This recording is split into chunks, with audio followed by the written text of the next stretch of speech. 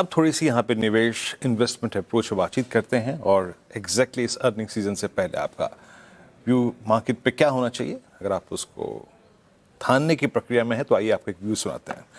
श्री मनोज सिंथोलिया साहब CIO MK investment managers के जुड़ चुके हैं। मनीष जी नमस्कार, कार्यक्रम में स्वागत है। जब लास्ट टाइम आपसे बातचीत हो रही थी तो ये फैक्टर शायद हमारे सामने नहीं था, वॉर। मतलब 28 फरवरी को शुरू हुई इस वॉर ने सब कुछ बदल दिया, है ना। आपकी पूरी अर्निंग्स की जो कैलकुलेशंस थी अर्निंग्स ग्रोथ की, उसको बदल दिया। मोटे तौर पे जो ये बात मैं कह रहा हूँ, आपकी अर्निंग्स की कैलकुलेशंस को बदल दिया। आप इससे कितना सहमत हैं, कितना इम्पैक्ट पड़ा है इस वॉर का, और अगर ये थम भी गई निकट भविष्य में, दिन 2 दिन या हफ्ता में, आपकी रिकवरी साइकिल थोड़ा सा डिले हो गई है क्या? आपका इस पर व्यू क्या है? जी, सो बेसिकली 28 फरवरी के पहले 24,000 का जो निफ्टी का लेवल था वो मेरे हिसाब से बॉटम लेवल समझ में आ रहा था, क्योंकि एवरेज ऑफ 2027 फिस्कल एंड 2028 को 18 का पी मल्टीपल मिलने से आपको ये 24,000 का लेवल एकदम रॉक बॉटम प्राइसेस होते थे। तो 28 फरवरी के बाद अब बहुत कुछ ये डिपेंड होता है कि बेसिकली एक मिलिट्री रीसेट हो या डिप्लोमेटिक रीसेट हो। जो बातचीत हो रही है, जो हमें सुनने देखने को मिल रहा है, ऐसा लगता नहीं है कि कोई डिप्लोमेटिक रीसेट की गुंजाइश अभी तक तो है। चेंज हो सकती है, पर अगर ये मिलिट्री रीसेट होती है तो डेफिनेटली FY27 में हमको सप्लाई शॉक का एग्जैजरेटेड इम्पैक्ट देखने को मिलेगा। इन्फ्लेशन में, आपकी ग्रोथ में, डिमांड डिस्ट्रक्शन, कंजम्पशन में कट, इन्वेस्टमेंट में डीले, सब्सिडीज बढ़ने वाली है, कॉस्ट ऑफ कैपिटल बढ़ने वाली है, और इंडस्ट्रियल आउटपुट भी कम होने वाला है। तो इस सब का इम्पैक्ट आज की डेट में हम क्या एक्स्ट्रापुलेट कर सकते हैं फोर्थ क्वार्टर में? नहीं। फोर्थ क्वार्टर का नंबर्स आपका 7-8% का अर्निंग्स ग्रोथ निफ्टी 50 आएगा, क्योंकि 28 फरवरी को शुरू हुआ है तो एक महीने में बहुत ज्यादा कोई इम्पैक्ट अपने को देखने को मिलेगा। बट फर्स्ट क्वार्टर के नंबर्स में डेफिनेटली अपने को देखने को मिलेगा अगर ये वॉर प्रोलॉन्ग होता है और नॉर्मलाइज। ये सिचुएशन को आप बेसिकली एक कोविड पीरियड की तरह समझ सकते हैं, जब सब कुछ सप्लाई चेन डिस्ट्रप्टेड था, इन्फ्लेशन थे। अभी तो एनर्जी पूरी डिस्ट्रप्टेड है, तो पूरी सप्लाई चेन में फीड इन हो रहा है। So from that point of view FY27 wash out year हो सकता है एंड रीसेट आपका FY28 में ही देखने को मिलेगा। आज की डेट में अभी तक हमें जो समझ में आता है कि मार्जिन का इम्पैक्ट आपको फर्स्ट क्वार्टर में दिखेगा, और 2027 की जो अर्निंग्स है वो एज ऑफ डेट 2% के करीब कट होनी चाहिए, जो हम नंबर्स अभी तक बनाए हैं।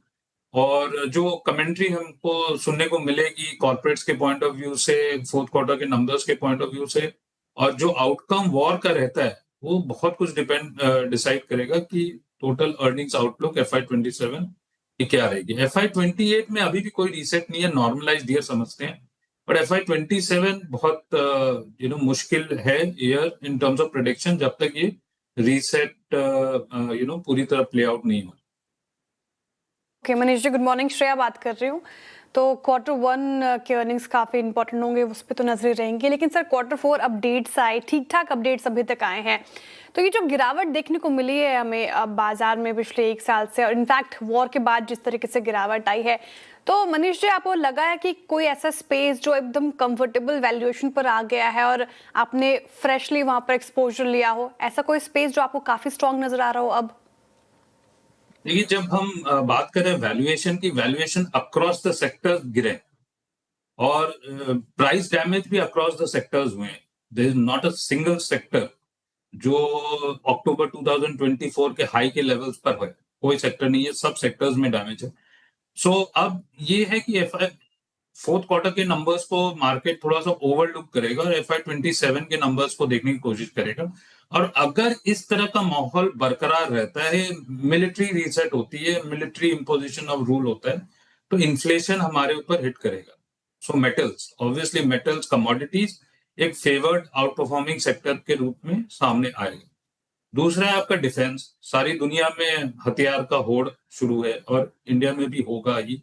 दूसरे इन्वेस्टमेंट कट होंगे, पर डिफेंस में एलोकेशन कट नहीं होगा, इम्पेटस काफी स्ट्रांग रहेगा। यहाँ भी वैल्यूएशंस काफी रीसेट हुए। अब फॉसिल फ्यूल और एनर्जी अगर टॉकिंग पॉइंट है, तो electric, anything to do with renewable, whether electric batteries, electric vehicles, ये सब एरियाज फोकस में रहेंगे। और कंजम्पशन, देखिए फोर्थ क्वार्टर के नंबर्स आपके कंजम्पशन के 10 से 12% ग्रोथ आपने को देखने को मिलेगा, but this is on a very low base of last year. Fourth quarter FY25 consumption का बेस बहुत कम था, और अभी तक डिमांड में कहीं भी इम्पैक्ट कंजम्पशन में देखने को मिला नहीं है। ये समझने वाली बात है कि कौन सी कंजम्पशन कंपनीज प्राइस को पास ऑन कर सकती है। तो जैसे कि मैं अभी थोड़े दिन पहले मोरबी में बात कर रहा था, वहां 80-90% यूनिट्स बंद हो गई। क्यों? क्योंकि गुजरात गैस जो गैस सप्लाई करता था 28 फरवरी के पहले 45 रुपये पर यूनिट में गैस आता था, अब 80 से 90 रुपया पर यूनिट पर गैस है। क्या ये अफोर्डेबल है? क्योंकि लोगों की इनकम तो इतने शॉर्ट टर्म में बढ़ी नहीं है। तो कौन सी सेक्टर्स और कंपनीज कंजम्पशन में अपने प्राइस को पास ऑन कर सकती है, वो सेक्टर्स मेरे हिसाब से आउट परफॉर्मिंग सेक्टर्स रहेंगे। अच्छा मनीष जी, ये अगर मैं प्राइस वाइज देखूं इस पूरे नाजुक फेज में, जब से ये वॉर शुरू हुई, पहला गोला गिरा से लेकर आज तक, प्राइस वाइज आईटी ने एक बहुत रीजनेबल पुल बैक दिया है। आईटी काउंटर्स में बाइंग विजिबल है। इस बीच अगर आप 2-3 जो घटनाएं हुई, चाहे वो एसेंचर के नंबर्स हों, चाहे वो कुछ कंपनियों द्वारा अच्छे कमेंट्स हों, जिसमें मेरे ख्याल से हैप्पीएस्ट माइंड था शामिल, आपका टेक क्या कह रहा है? क्या कैलकुलेटेड रिस्क आईटी में लेना चाहिए, एक दो स्टॉक्स पे मिड कैप आईटी, या फिर आप मैनेजमेंट कमेंट्रीज का भी इंतजार करेंगे?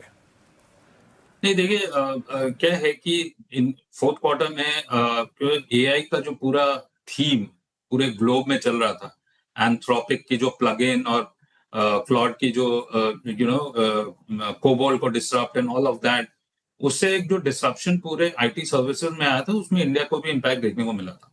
अब क्या है, जब से ये वॉर शुरू हुआ है, ऐसा तो नहीं है कि एआई खत्म हो गया। एआई तो यहाँ पर रहेगा, इट विल स्टे।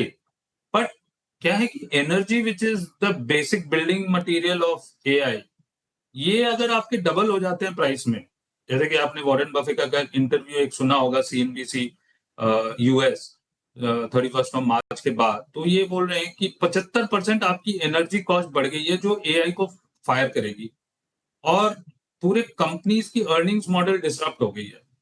तो क्या इस एनवायरनमेंट में एआई जिस हिसाब से, जिस पेस से टेक ऑफ हो रहा था, क्या वो होगा? उनका डाउट है कि नहीं होगा। और India was always an anti AI play, और वैल्यूएशन तो 40 के पी से घटकर आपके 15-17 के पी में हो गए, मतलब फ्री कैश फ्लो यील्ड आपके 4 से 6% के बीच में हो गए। तो basically Indian IT company zero growth बता रही थी, और यहाँ इंडियन रुपी एक साल में 10% लुढ़क गया। तो वॉल्यूम टर्म्स में, डॉलर टर्म्स में ग्रोथ आपकी लार्ज कैप आईटी कंपनी में अभी भी 0 to 2% होगी, और मिड कैप में थोड़ी सी ज्यादा होगी, 3 से 5% आप पकड़ लीजिए, पर जीरो तो नहीं हुई है।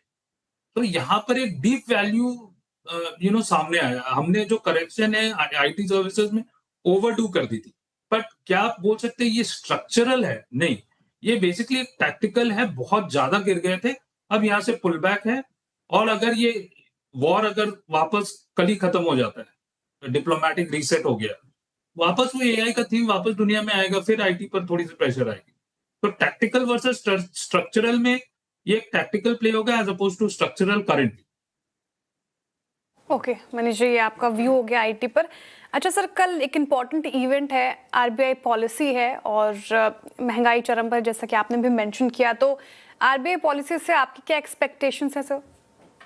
बहुत हॉकिश रहेगा कमेंट्री, और जो तथ्य हैं, जो वॉर की जो हार्ड ट्रूथ्स हैं, मेरे हिसाब से आरबीआई गवर्नर पूरे देश के सामने रखेंगे कि India is a part of the entire global ecosystem, और South Asia, South East Asia, जहां फूड डिपेंडेंस ऑन फर्टिलाइजर, जो गैस रॉ मटेरियल, या हमारी एनर्जी डिपेंडेंस वो इतनी ज्यादा है, और अगर ये प्रोलॉन्ग होता है वॉर, तो बेसिकली हमको भी हार्ड रियलिटी से अवगत होना पड़ेगा।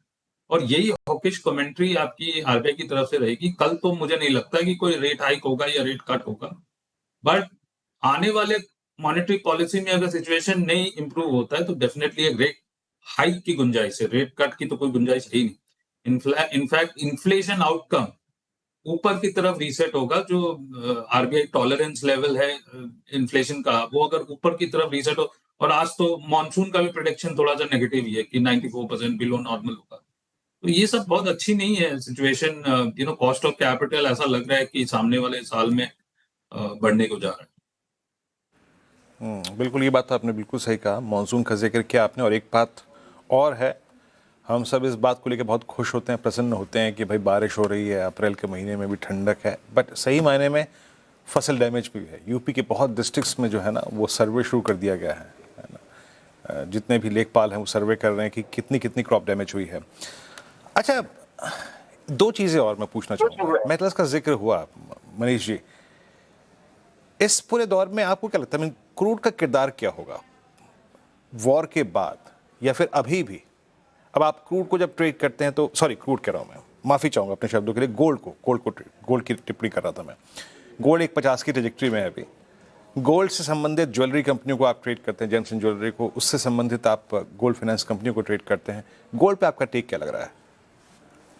देखिए, वॉर जैसे ही खत्म होगा डॉलर का डिप्रिसिएशन शुरू हो जाएगा, और डॉलर डिप्रिशिएट होते ही गोल्ड और सिल्वर में वापस अपमूव आएगा। जब भी वॉर होता है तो डॉलर काफी स्ट्रांग हो जाता है, और डॉलर अगर स्ट्रांग हुआ तो प्रेशियस मेटल्स में एक डाउनवर्ड टिक होती है। इनफैक्ट सब मेटल्स में एक डाउनवर्ड टिक होती है, पर इंडस्ट्रियल मेटल्स में सप्लाई चेन अगर रुक जाती है तो आपकी फैक्ट्रियां बंद हो जाएगी।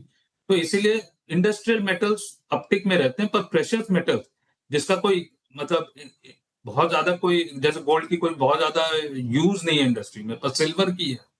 सो ये सब वापस एक अपटिक की तरफ बढ़ेंगे। ये सब राइट ऑफ सेक्टर्स या राइट ऑफ मेटल्स नहीं है।